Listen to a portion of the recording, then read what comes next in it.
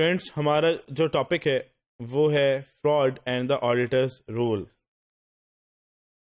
Basically auditor کا roles کیا کیا ہو سکتے ہیں, وہ ڈفرینٹ رولز ہو سکتے ہیں, وہ آج ہم نے ڈسکس کرنے ہیں. بیسیکلی فورینسک اکاؤنٹنٹس جو ہوتے ہیں یا آڈیٹرز جو ہوتے ہیں, ان کے اندر کیا چیزیں ہوتی ہیں, یہ application of special skills. Basically ان کے اندر ایک اسکل ہوتی ہے جسے کہتے ہیں application of special skills.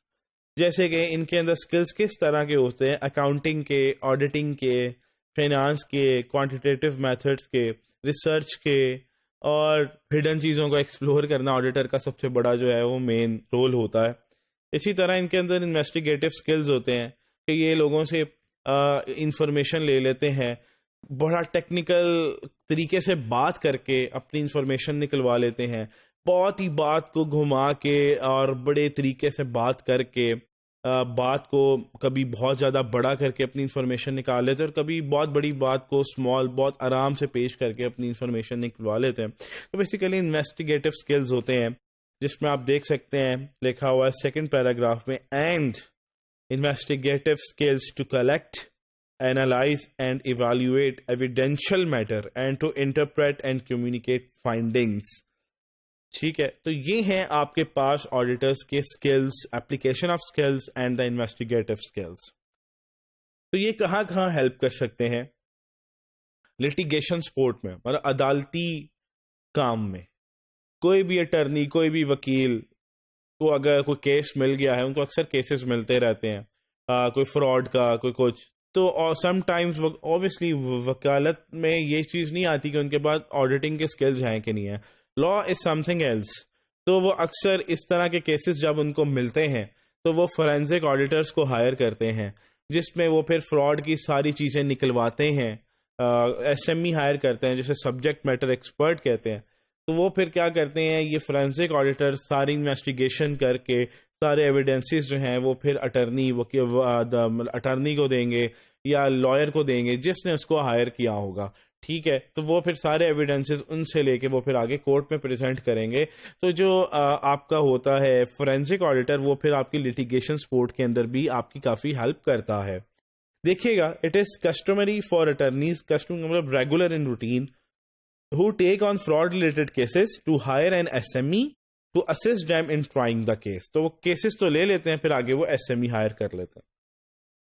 Second ہے فیکٹ وٹنس. اگر ایک آڈیٹر آڈٹ کر رہا تھا, اس کو ایک دم سے فراڈ کے بارے میں پتہ لگ گیا, اس نے ڈھونڈ لیا, تو وہ ایک فیکٹ وٹنس, مطلب اس فراڈ کے حوالے سے وہ کہتے ہیں نا, وہ اس کو ایک وہ مل جائے گا گواہی, ایک گواہی مل جائے گی. تو ایک گواہی کے طور پہ جو ہے, وٹنس کے طور پہ, ٹیسٹی منی کے طور پہ یہ کورٹ کے اندر پیش ہو سکتے ہیں. تو پھر آپ یہ کہہ سکتے ہیں یہ فیکٹ وٹنسز کی بھی فیسلٹی آپ کو دے سکتے ہیں اگر انہوں نے خود فراڈ پکڑا ہے. دیکھیں, if an auditor finds a fraud and the client decides to pursue litigation, criminal or civil, the auditor who found the fraud would likely be in a position to serve the client as a witness. اور پھر یہ عدالت کے اندر witness کے طور پہ پیش ہوں گے اور وہاں پہ ٹیسٹیفائی کریں گے, ٹیسٹیمنی دیں گے, گواہی دیں گے کہ واقعی میں ایسا ہوا تھا.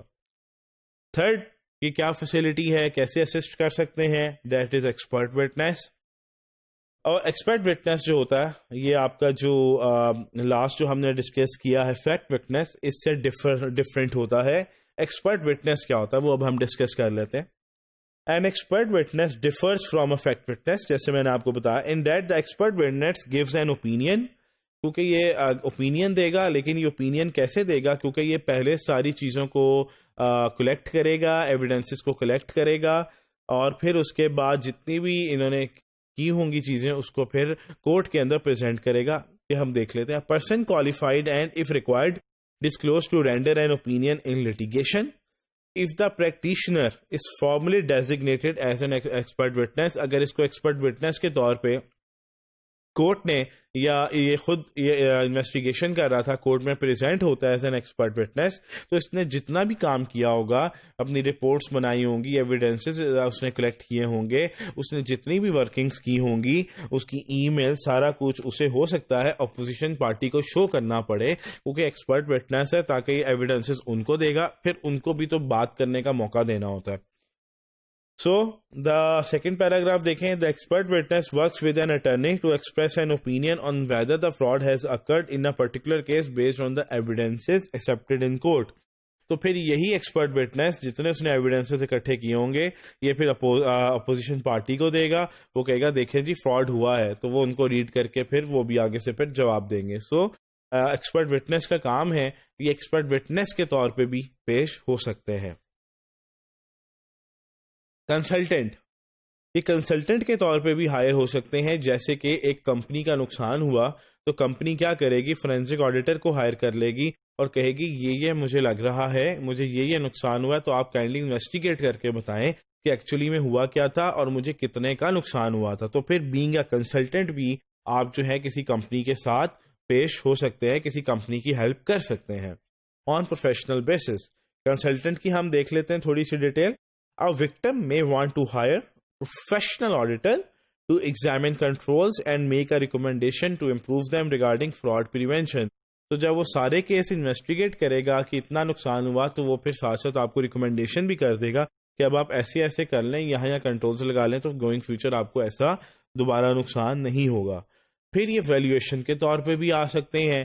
جیسے کسی کمپنی کا نقصان ہوا ہے, آگ لگ گئی ہے, تو وہاں پہ یہ ویلیویشن کے طور پہ یہ جاتے ہیں اور انویسٹیگیشن کرتے ہیں اور اندازہ لگاتے ہیں کہ کتنے کا نقصان ہوا.